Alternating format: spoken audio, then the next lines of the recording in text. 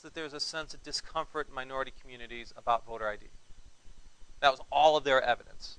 And it got thrown out on its butt. But we're not in a court of law in politics. And so these Democrats just keep saying voter ID is terrible, voter ID is terrible. And they oppose any voter ID that has a photo on it, even though it's been proven to sort of reduce problems, because they say it's going to suppress the vote. In fact, in 2004, I mean, this is the type of stuff we're up against. There's the Colorado Democratic Manual, Democrat Manual for Election Day Manual. And what they said in that is they said, if you don't like, I'm paraphrasing a little bit, but they said, if you don't like what's going on, and if you're a voter, an observer in a polling booth, a polling place, claim voter intimidation, even if there's no evidence. Claim and accuse people of voter intimidation. That's their method. And we need a Secretary of State that stands up for that. Immigration here. I mean, obviously illegal immigration is a big issue. In Colorado, the laws are pretty simple. You have to be a U.S. citizen to vote. I mean, how many people think that makes sense? I think it does. You got to be a U.S. citizen to vote. Well, how do we ensure that someone's a U.S. citizen? Right now, no. Not even close. The way we ensure it is someone who walks in to register to vote, they have to swear, I'm a U.S. citizen. And they put up their hand, they say, I'm a U.S. citizen. And then the election official says, okay, you're a U.S. citizen, go ahead and sign up and vote. That's how we do it in Colorado. Not the strongest protection in the world. The Democratic Party, the lawyer who represents the Democratic Party, testified that it was the Democratic Party's position that that oath was prejudicial, should not be used, and they opposed requiring anyone having to say that they're a U.S. citizen. So we've got I mean, it's pretty weak. I mean, we're trusting people to tell the truth. The Dems don't even want that. They don't even want that. And that's what they're going to push for over time. And how are they going to push for it? They're going to claim voter intimidation, even though they can't prove it, but they'll claim it because they've got majorities. And they'll push to remove even the smallest protections we have. We've seen it in other states. And I'm telling you, it's coming here.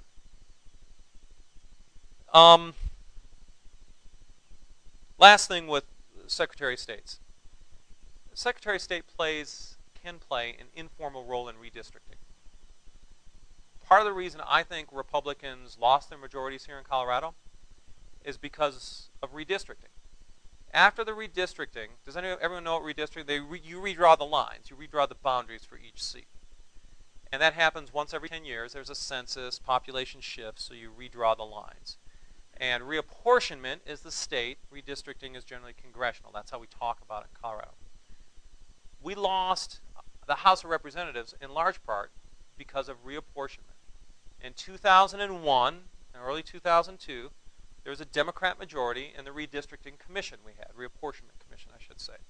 And they gerrymandered the heck out of the state house. And as a result, the next election, actually I take that back, it was in 2004, we lost the majority, but Republicans got 60,000 more votes for the state house statewide. So we got more overall votes, but we lost seats. And the reason why is because of gerrymandering. Secretary of State can, at a minimum, stand up and say that that's wrong and provide alternatives. And if we have a Democrat Secretary of State who follows a Democrat line, they're going to stand up and they're going to say, this is great. And they're not going to say it's gerrymandered, but they're going to defend it. And that's a problem because gerrymandering will seal any fair chance of Republicans having. It will seal us out of that majorities for the next decade. And that will be brutal. And the way they do it is, here's the lesson in gerrymandering. You crack or you pack. That's how you gerrymander. So you pack all the Republicans into one district in Colorado Springs, and then you crack open Denver, and you have a little bit of Denver go, connected with Arapahoe to change the balance, and a little bit of Denver connected with Jefferson to change the balance, a little bit of Denver, added to Adams. And I litigated that in 2001 and 2002. And you see how they did it. They cracked Boulder. If you stand sort of in the center of Boulder, downtown, you can stand in 3 separate House districts, like 15th and Pearl. I mean, you will be in 3 separate House districts because they split Boulder up as much as they could. So that's another danger that we're facing.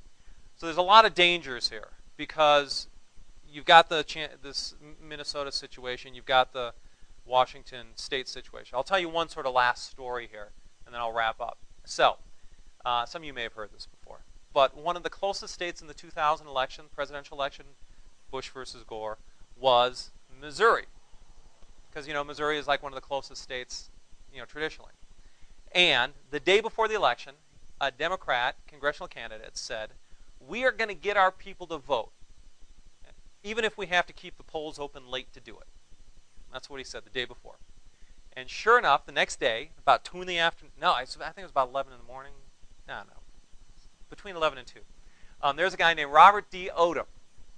And Robert D. Odom showed up in St. Louis County in the court there. That's where St. Louis is, obviously. Very Democratic. He showed up and said, "The lines are so long, I can't vote. We have to keep the polls open 2 more hours at least throughout St. Louis County so everyone has a chance to vote." There's only one problem. Robert D. Odom was dead. Robert D. Odom had been dead for 1.5 years. Now, he didn't obviously have to testify, and the judge didn't make him, so the judge just sort of kept him open. That was eventually overturned, but a lot of the polling stations stayed open anyway.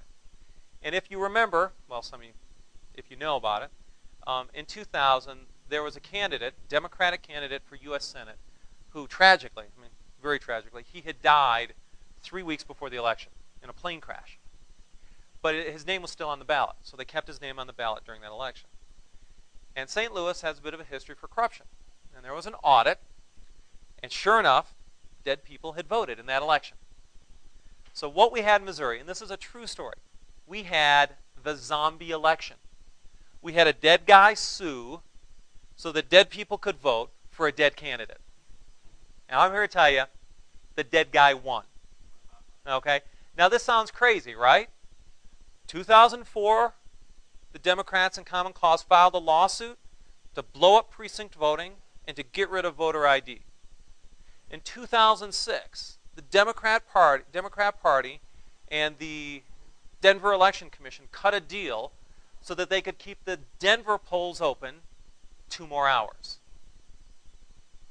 Sound familiar? Today, we've got a lot of unaffiliated voters, a lot of inactive voters cluttering our voting rolls. About, 1.2 million, 1 million, depending on how you count, more than the number of people who are eligible to vote in the state of Colorado. This isn't theoretical stuff. They've tried to keep polls open selectively here in Colorado in the past. They've worked to reduce voter ID requirements in the past, and now they're in control. In the past, we've had Republican secretaries of state to stand up and make sure we've got these fair elections. Now we don't have that anymore. And without that, my concern is that all of these other elections out here, whether it's the U.S. Senate, the governor's race, the 4th Congressional District up north, the treasurer's race, some of the state House and state Senate races, if those races are close, they're going to be subject to manipulation. And we've got to make sure that doesn't happen. We've got to make sure we've got fair standards in place. We've got to make sure we follow those standards so that we can all agree on them at the beginning before we have an election. So we've got confidence that those election results are right, that we did the right thing, and that the thing that's important to all of us, a fair, functioning democracy, that we keep that. Because I'm from Chicago originally. All right? The human heart does contain the potential to cheat at the polls.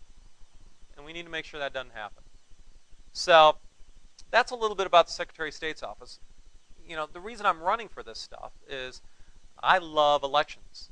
I love election work. It's a fascinating area. It really impacts our rights as American citizens. It's the foundation of our democracy, of our representative government.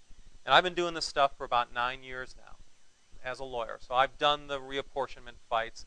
You know, a lot of these stories I tell in Colorado, those were my cases. I was involved in